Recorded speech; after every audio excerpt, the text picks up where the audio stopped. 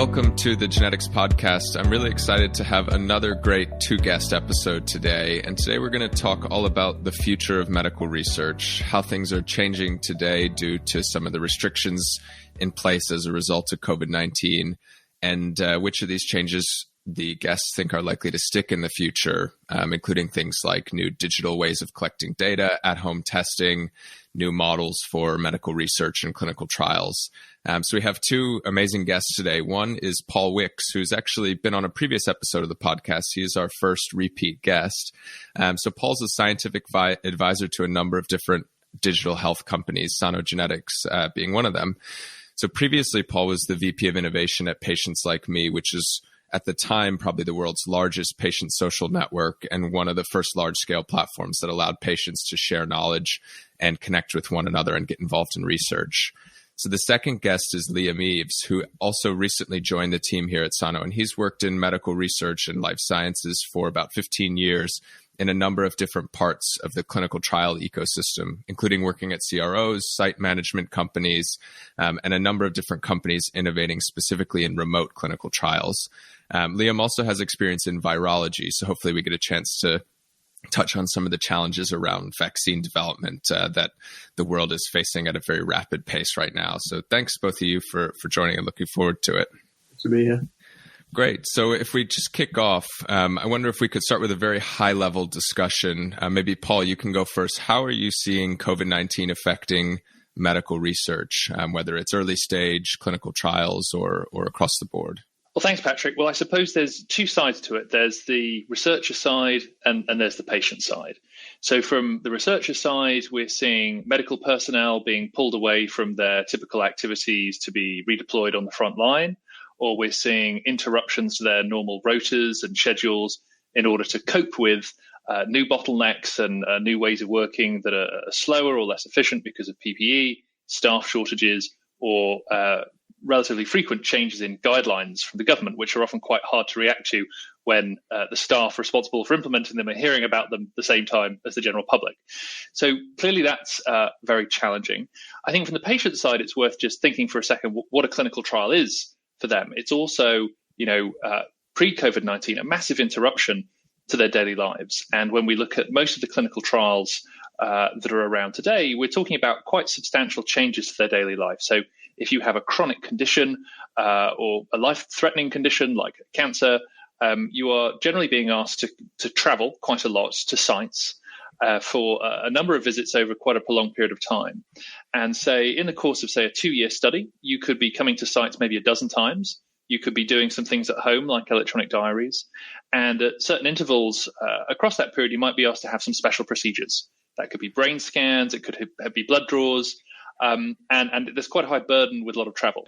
Now, if you think of the disruption that COVID has brought, up until recently, a lot of people weren't allowed to leave their homes.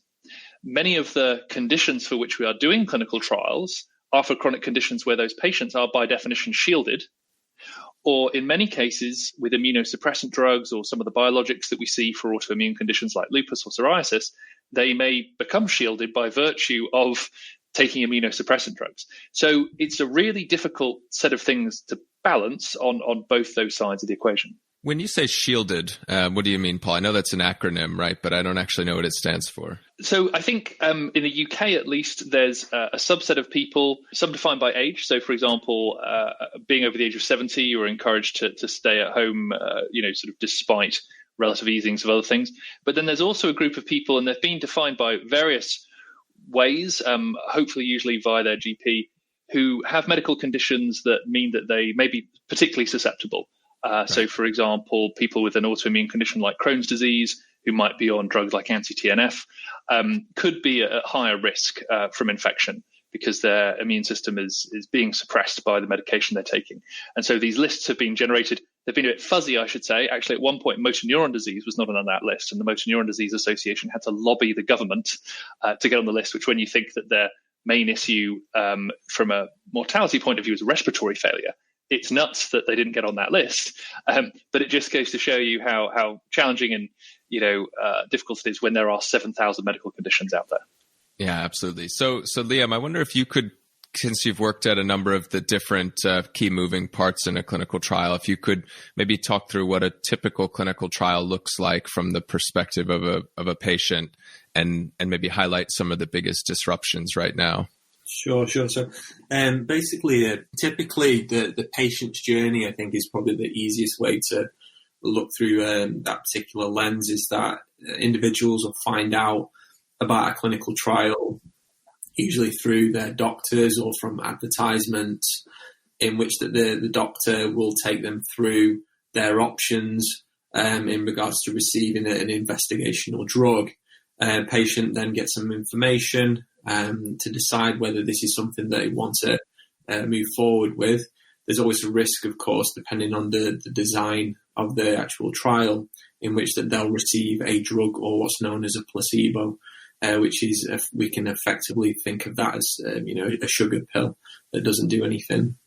So what typically happens after that is, if the patient wants to be engaged in that particular study, they'll be asked to consent to the study, and then they'll go through a period of time when they will visit a site at set times to be involved in certain procedures. And this can be anything from blood draws to cognitive tests, so testing memory, let's say, for people with Alzheimer's, or if it was something like MS, we would be looking at function of limbs and things like that for spasticity, let's say.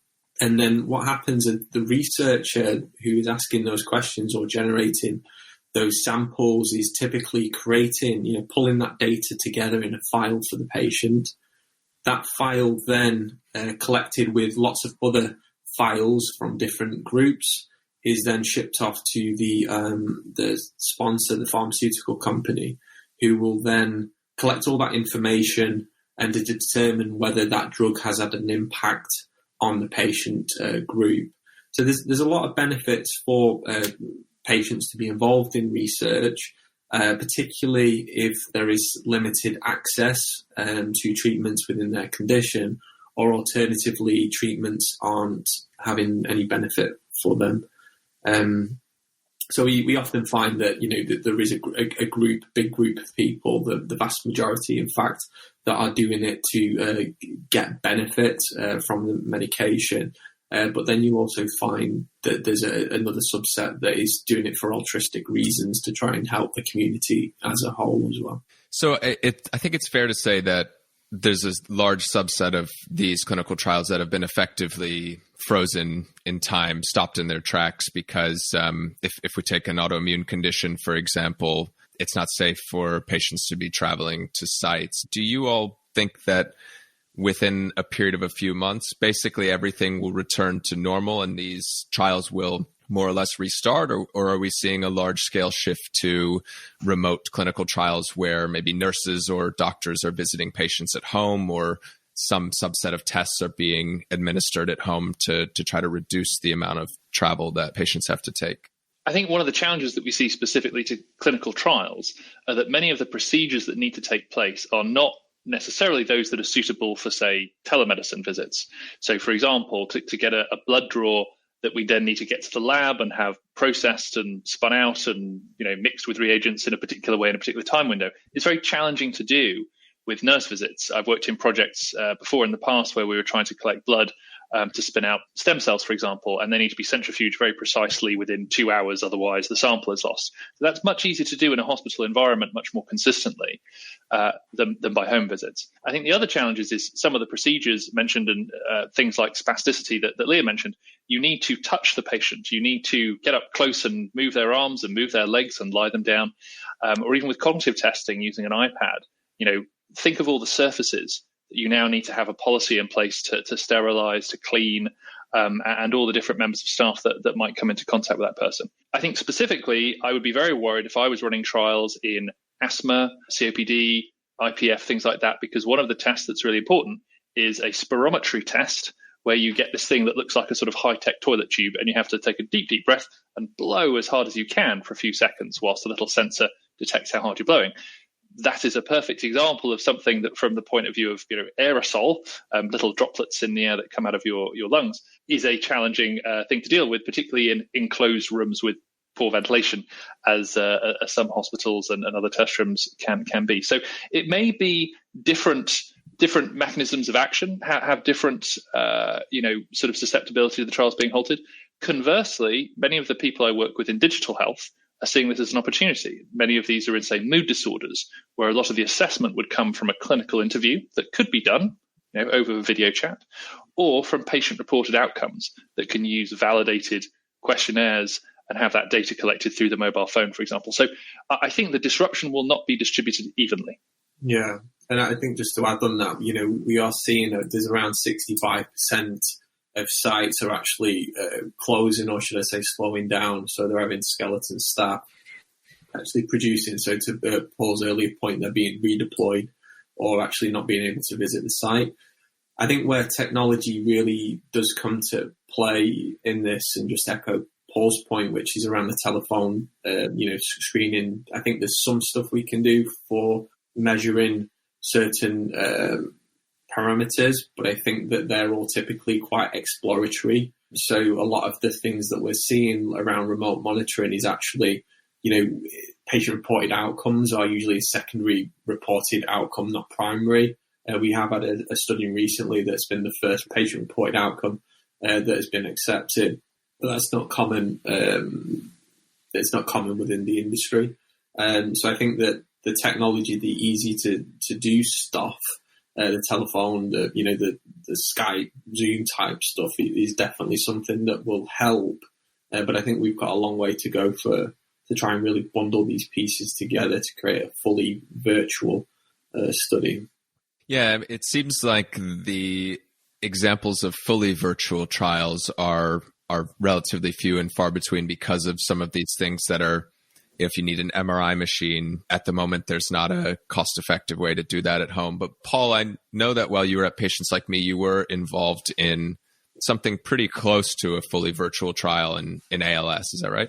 Yes. So we were collaborating with Duke University in North Carolina, and we were really interested to see if we could run what we called a hybrid virtual study. And this was a stepping stone on the way to a fully virtual study. So we've been talking about a traditional sort of bricks and mortar real world study, if you will. So a fully virtual study, to take the opposite extreme, would be one where the patient is at home the whole time, finds out about a trial, maybe through their doctor, but equally maybe they stumble upon it themselves, or they're targeted through advertising on places that they visit on the internet. They're screened from home using telephone interviews. You could imagine specimen collection where they might be sent a tube to collect saliva, or even now more of us are becoming increasingly familiar with pricking our fingers and bleeding into a little collection unit and sending that back in the post, or to sort of have wearable devices for a period of time that now increasingly can do everything from measure our heart rate to even have sort of little portable ECGs and that type of thing. And that then, if they were successfully enrolled, having done their informed consent and sort of learning about the trial, that they would be sent study medication in the post. Again, this is easier when it's a little white pill that you take every day, as opposed to some complicated chemical infusion that needs to stay in a cold chain, for example. You would then take your medication and submit your outcome data through a mobile phone or through other technology, and that over the course of a year or two, we'd have enough data.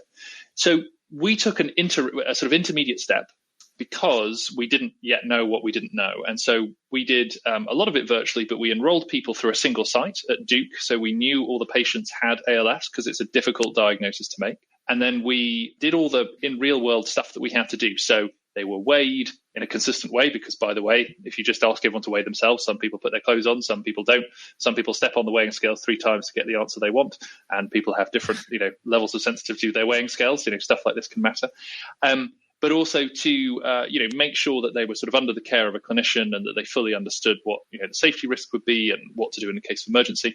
And then we sent them on their way with a year's supply of study medication. And they went and did all the procedures and data collection at home for a year and actually didn't come back to the clinic until the end of the study. So we did that with 50 patients with ALS or motor neuron disease over the course of 12 months.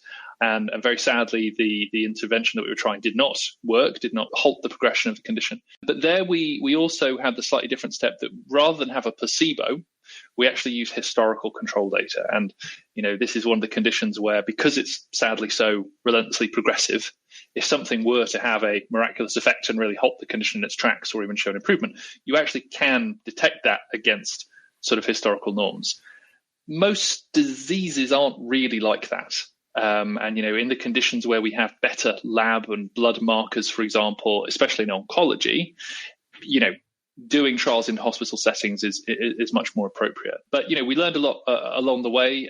There have been other sort of study groups that have shared their experiences. But what you'll find is that there's tons of barriers within the traditional medical research establishment. So how do you get ethics approval for this? How do you, prove the data provenance? How do you recruit enough people? And how do you keep them engaged? A large part of our efforts were around creating that patient journey, because if it's not tied into their regular clinic visits and, they're not going to have a relationship with, say, a study nurse, who are often, great to interact with and give you other care benefits and that type of thing, how do you keep people engaged? And so we were using things like email campaigns, sending out reminder cards with little magnets to stick to their fridge to remember about, staying up to date on their protocol. But it presents a different set of challenges, certainly.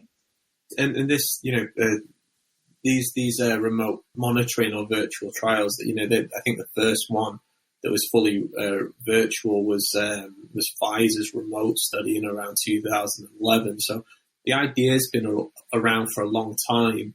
A lot of the time is to the challenges that Paul mentioned is about industry adoption. Pfizer is a great one with the remote trial. They used it in overactive bladder, which obviously occurs in the elderly. And it's like, okay, well, why try your first study in an elderly population that's perhaps not too familiar with the technology? So there's a lot of it's obviously a very conservative industry as a whole, and things do take an inordinate amount of time to move through. Hopefully that COVID will be one of the bigger innovators, shall we say, within our industry, and we can sort of keep the trajectory up, but time will tell. So I noticed an interesting exclusion criteria on an actively enrolling clinical trial the other day, which was that you couldn't take part in the study if you'd recently had a vaccine. And that was because this intervention could affect your immune system in unpredictable ways. And so I thought, well, this may present a challenge, because what the world is waiting for now is a COVID-19 vaccine.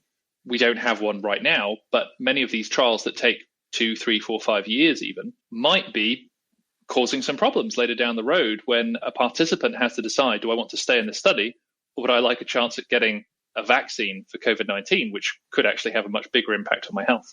And just the whole vaccine, the amount of activity that's now, there's something like, I was amazed, there's something like 1,500 studies that were going on for COVID now. So as much as research has started to be, for other conditions have started to be halted, there's a huge boom in the COVID research. So it would be interesting actually to see, how much, as much of these sites that have closed down, there's still a lot that's happening around this space. So I agree, Paul, to your point around the vaccine stuff, because that's quite common, right, in a lot of these conditions. Be interesting. Let's dig into that a little more with, I think basically every pharmaceutical or biotechnology company has at this point taken a look at the compounds they have or things they've developed to see if there's anything that could help. Do you all have any idea of what percentage of the organization is working on things like this? Is it a small group and they're saying, we have to do this because, it's something that if we're sitting on a possible cure or treatment, we need to have it out there? Or is it that 20% of GSK or Pfizer is being redirected from what they were doing before to kind of go all hands on deck with COVID?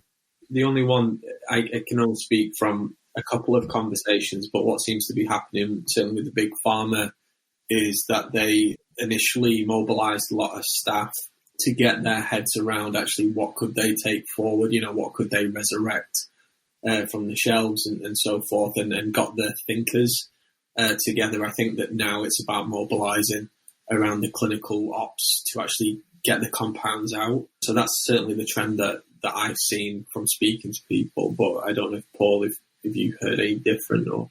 Well, certainly as lockdown came into force, a lot of companies that I was speaking to were talking more about business continuation as being the priority. So obviously, we're talking here about the R&D side and new technologies, but bluntly, 99% of R&D trials fail.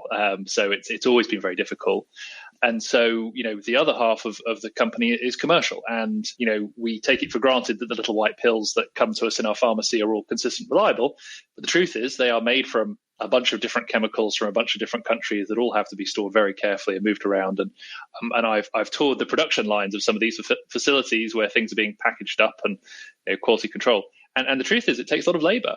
And if, a third of them are going off with self-isolation or having childcare issues or what have you, you actually just have business continuity issues in making sure that your supply chain is able to deliver. One of the things they're increasingly doing is using their data and informatics centers to try and understand the epidemiology of the virus across different regions. And one of the things that's intriguing is, particularly as many trials now are in multiple countries at once, that it might be sensible to reopen clinical operations and trial operations in those countries that most have their COVID under control.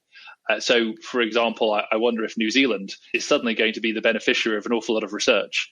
And speaking from the UK, I have grave concerns that the way in which our response has gone is probably not going to be a great endorsement for doing things in the UK, which is a great shame, seeing how many people have been actively working to make the UK a more attractive place to come and do research.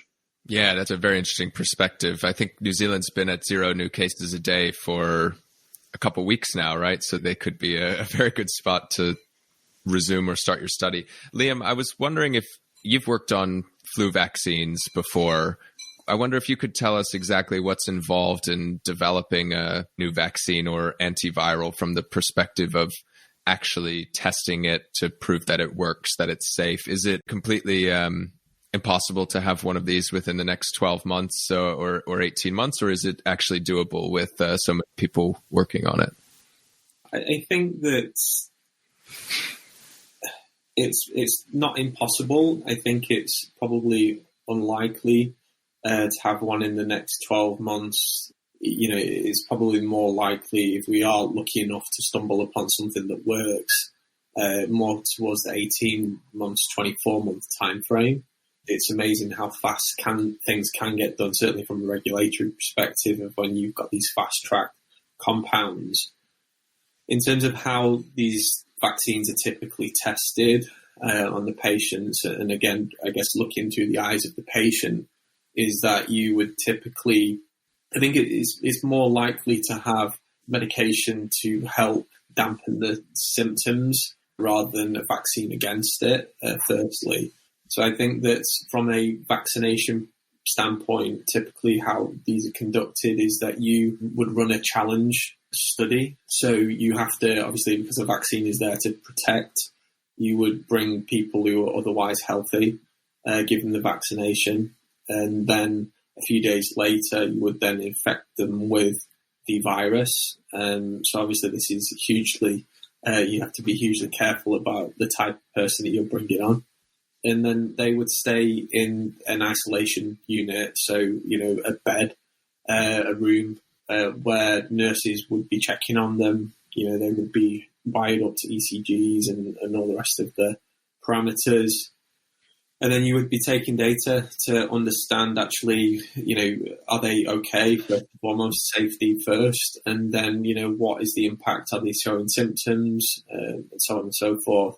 And then only when they are finished shedding the virus would they then be allowed to go home. So there'd be a number of tests around the virus to see whether they are in fact still infected before them being released. And again, just like every other trial, that data would then be compiled and we would find out whether it would work or not. The timelines are typically, you can do these challenge, and I've got a lot of experience in actually doing these and running these within a pretty short period of time. So from actually designing the trial to having data out being less than 12 months.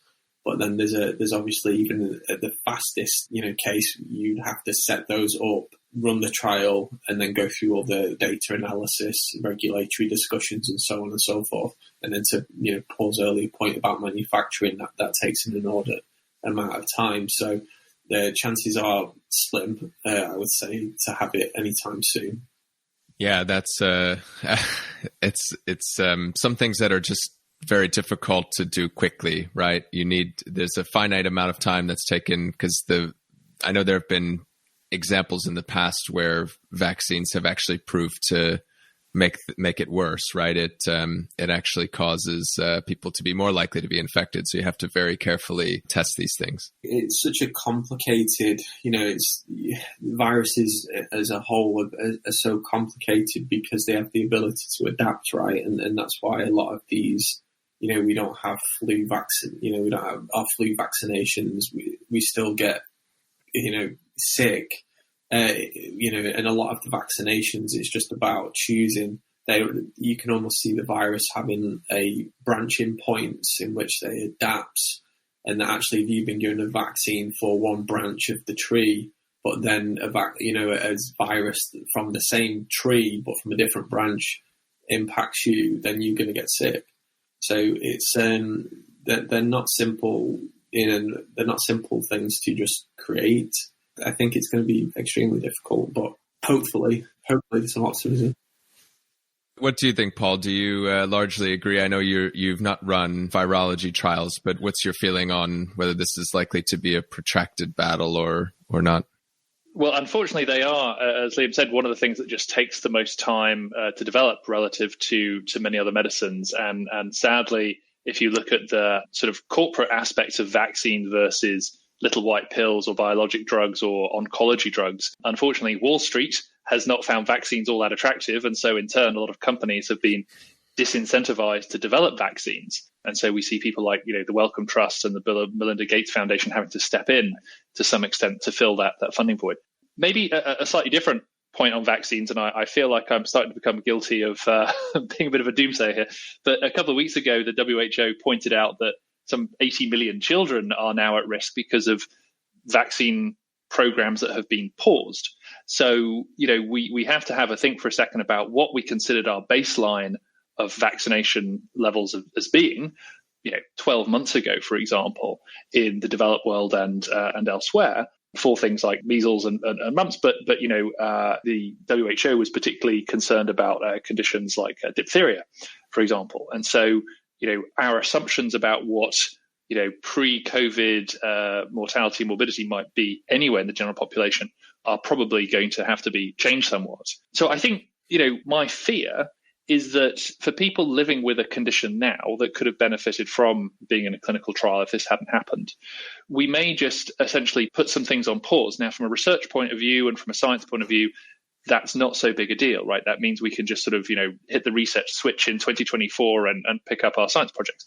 But if you're part of that cohort that's just been diagnosed with a life-changing illness, or as Liam was saying, that trial was giving you access to extra care, extra surveillance, potentially a path to getting treatment that would have been unavailable to you before, that's going to be a sort of lost generation of patients. And that gap could be a number of years. And so I think one of the questions we have to figure out is how much of a priority is it to get these things spinning back up again? The risk is that the science ends up not being good if we spin it up too quickly, right? So depending on the condition you're talking about, obviously if something's relatively mild, if we're talking about the size of your rash being a centimeter smaller on this cream or something like that, that's very different to talking about, the likelihood that someone may die of pneumonia, for example, in a neurodegenerative condition. So with that baseline risk just changed so dramatically, there's a risk that if we spin things up too early, we are wasting hundreds of millions of dollars in these trials, sometimes billions, and then not getting out a valid answer at the end. It's sort of risk on all sides, really. And so you can understand why some people would want to pause and come back later. That does mean, though, that the participants that are sadly in the position where they can't enroll in trials or where it's paused, I think need to be made aware of that, need to be informed of that, need to have an honest conversation, particularly with the funders who pay for these things and the sponsors, to sort of outline, why decisions are being made. Because I think without that trust and that communication, if they're hoping to just reopen shop in a couple of years' time, they may find out that trust in the community and that relationship has been lost. Yeah, I think that's a really good point. I guess leading off of that, Paul or Liam, what are the things that we as a scientific community need to be doing now? It sounds like we all agree that we're going to be in a multi-year long dance with potentially developing antivirals or vaccines, but probably more likely developing strategies to safely move people around, conduct trials in or other research in places where, it's not a hot spot at the moment. What is it that you all think we need to be doing more of, or what are the innovations that are happening now that will stick? And maybe what are the ones that are a little bit more short-term flash in the pan while we handle the acute phase of the pandemic? Certainly from my perspective, I think that technology can play a massive part in enabling this. I think making a huge assumption here that, throughout this technology trajectory that we're on, it will continue and it will continue on pace. One of the things that I'm really mindful of is that, and a question that comes to me quite frequently, is that once we do start to go back to a level of normality, will we have adopted the technology long enough for it to stay put? Or will it be just as it's usually as for humans, right, is to jump back into the old ways of working? So I think that the COVID does act and, has acted as somewhat of an innovator. I think that, it does stand to reason that technology will play a bigger part. Hopefully it's not, as you mentioned, that flash in the pan. For me, I see sort of like as a framework, like 3 ways in which that it can really impact how we do things. One is around sort of engagement and better how we collaborate and work with patients. Another is around the sort of technology innovation, around how we're going about collecting these data points. And then the third one is around the sort of execution. So those, if you will, the efficiencies and optimizing the trial time and costs for a lot of these organizations. So, things like with the engagement, and it is something that, Sano does very well, is that how do you engage and keep those patients up to date with information, which is of huge value, not just for retention, but for just general community awareness, because a lot of people still don't know clinical trials are an option. I think that sort of like around the innovation, and the sort of technology innovation, there's so many different avenues to this that we could sort of go down, ranging from things like, we was talking about it previously about the endpoints, and actually how can we use validated technology to not only just be using for secondary and exploratory endpoints, but also those primary. And then the third one, which I'm hugely passionate about, is that the execution of it and around the gain in the efficiencies. And, whether you're using technologies and, it often coincides with the engagement of the patients and also the sites, and how we can continue to run in those studies. My view in the short term, at least, is that we'll see a lot more hybrid trials in which they're actually, as opposed to coming to the clinic for patients 12 times, once a month, we'll see every other month, and we'll see those, second months being more virtual. And I think that that's probably, the crawl stage that the industry as a whole will be in for a period of time until it becomes, quite second nature. Yes, I would agree with all those points. And, I think in the short term, as been mentioned already, if I were to put my chips somewhere, it would be to, reallocate recruitment to those countries that have the virus most under control, because those are both going to have their clinical operations back to normal sooner. And the baseline risk of those populations will be, you could treat them as normal. And so that's just scientifically and operationally going to be much more likely to succeed. A point on the protocols. I've done some work in the past on about 30 studies where we would take aspects of a clinical protocol, like please come to the site 12 times a year, and there's a 50-50 chance placebo, and we'd like to do all these experimental tests to you. And when we asked patients which one of these encourage you to take part, which ones of these discourage you, and we would find that, for example, some procedures like having a salivary gland biopsy or having something scraped out the back of your lung would really be off-putting to patients. You'd often find that when you present that data back to the researchers and say you might not enroll your trial if you insist on having that procedure, they're actually willing to take it out.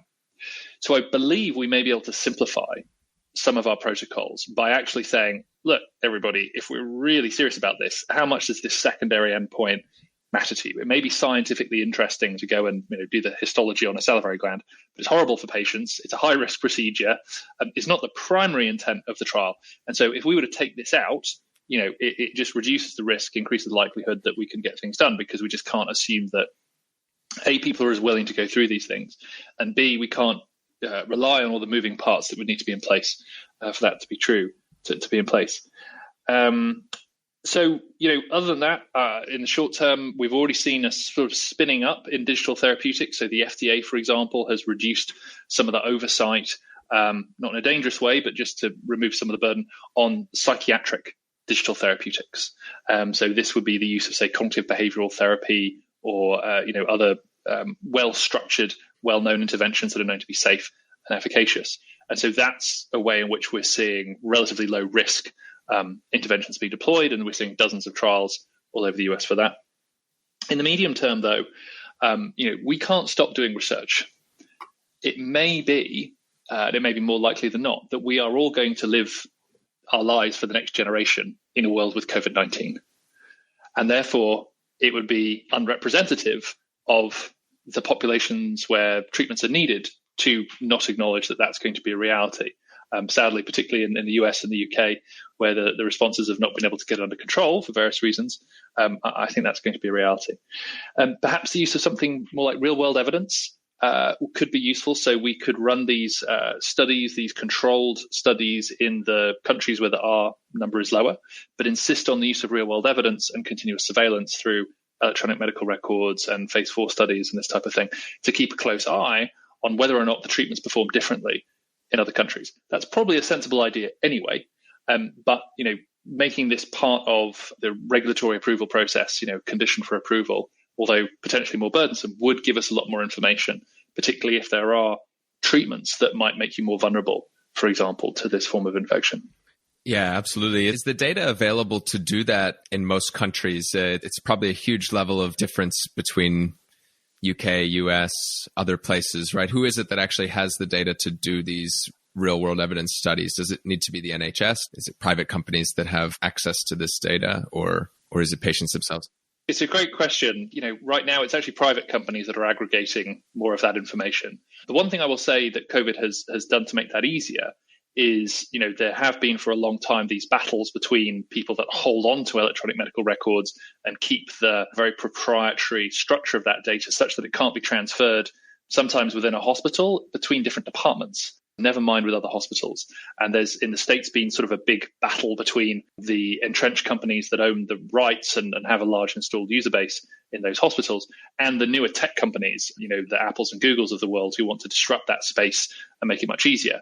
I think in a scenario where people have been contact tracing, or, you could have someone who was infected in Italy, went to a conference in Boston and then went to Indiana, suddenly I think a lot of the excuses for why that medical record can't be transferred are disappearing. So that will be easier. It is still going to take a lot of time. And obviously real world evidence is incredibly messy, particularly when, there are inequalities in who has access to different forms of care. So, I think that's a longer term solution. My hope is, if we're lucky, that type of real world evidence might even uncover some treatments that have a beneficial effect, a protective effect against the virus. But we'll just have to wait and see, where those might be. I'm mindful of both of your time. I was thinking, to close out here, a final question. If you all could just take a moment and think about the most exciting new initiative that you've seen as a result of the COVID crisis. It doesn't have to be COVID related. It could be something that was created in response to it in a completely different industry. But I'm interested in what it is that you all think has been the most innovative new initiative. That's a tough one. Yeah, you need to give us 24 hours to think about that. Take your time. I can go first. I've also not thought about it, but I do think the Zoe app that has taken off in the UK and other parts of the world is a really great example of crowdsourced data and the power of something super simple. If you haven't been following it, it's a really simple mobile phone app. people can take a minute a day to update their status. One of the really interesting things is they were able to pretty well establish that loss of sense of smell was a key symptom for COVID-19. And they've also produced a machine learning model where you can, in theory, stick your symptoms in, whether you've had a COVID test or not, and get a relatively decent predictor of whether your symptoms are COVID or more likely flu or something else. And they spun this thing up in, I remember, about 2 weeks and had millions of people using it. And so I thought it was a pretty impressive use of the, collective will to support research. And to their credit, they've continued to make the results public super quickly and discover new things. So that was what I had in mind when I posed the question. Yeah, I think, I guess I can't think of anything specific, but I think that certainly those applications have been, and there's a few knocking around, right? I think they've been really useful. I think for me is I've been involved with a few organizations that are looking, just primarily because of my background, looking at how they can help with the COVID response. And what I think is going to happen is actually we'll see a wave of the first wave being, okay, what is the quick applications or the quick things we can do to get some insight? I think that the big innovations are really going to come probably in the next 6 months, where we're going to start to see, all those pieces of the puzzle start to come together, and whether that's, hardware technology for, measuring, breathing rates as an algorithm to predict early, COVID or respiratory issues, all the way through to therapeutics. I think that the one thing that I do, and maybe it's out there, but would be great to see, is almost like a collaboration tool in which whether it's researchers or, engineers as a whole can actually collaborate effort on single projects rather than doing it in isolation within their organizations.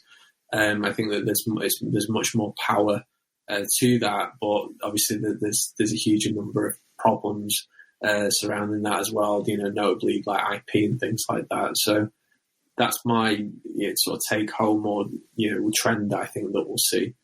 Time will tell. Yeah. I would love to say I have a great technological solution for you where, Elon Musk has come in and made the Tesla of clinical trials and, everyone's in it and it automatically updates overnight. I think at the moment, though, perhaps what's been most inspiring is the social response and, seeing most people do the right thing. And when people have the opportunity to volunteer and be altruistic in a way that is purposeful, they do so. Clearly, there are pockets and some people who don't agree with it, but where I go out and where I live, people are broadly social distancing, broadly wearing masks. I went to a blood donation session. It was absolutely full to bursting. People are desperately keen to help, often at a local level, and they want to share and they want to contribute. I think harnessing that is going to be a very powerful tool. And actually, there's a risk that if we make it too centrist, too techno-utopian, someone's come along and made one app to control them all, that we'll actually be missing a trick. Because I think, where the most profound things have happened is where people want to protect their family and protect their neighbors and protect their community. And I think the sense in which we're able to make research more local is likely to be one of the greatest benefits we can get from this and continue to work on.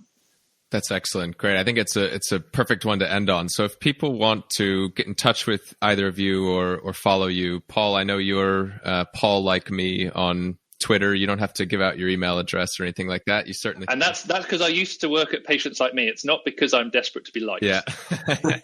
How about you, Liam? Do you use any? No, I have zero. I should do. I have zero social. It's the most I go is LinkedIn. But yeah, I need to get on that bandwagon. You're not missing too much. Well, great. Thanks both of you. I really appreciate you taking the time.